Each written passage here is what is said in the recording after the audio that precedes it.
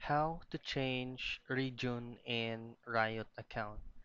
Now, first thing to be reminded is you cannot change Riot Games region manually doing it on your own. You really need to undergo the process with their Riot customer support. To do that, just pull up your web browser and you have to log in, and please do make sure that your email is fully verified for you to be able to submit a ticket without no problem. Now, once your email or your account is fully verified, all you have to do is go to Riot Support and then you go ahead to the bottom part of this page, submit a ticket.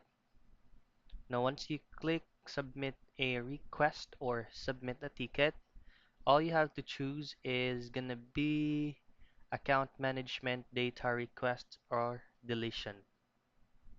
Now you will be routed to this page and all you have to do is to fill out necessary uh, blank forms right here, and you'll just need to mention thoroughly that you will be changing your region for any errors that you made or any incorrect region that you pressed. So once everything is filled out, you just have to explain it here and then you click submit. And please do make sure, don't forget to add the region that you want to be changed.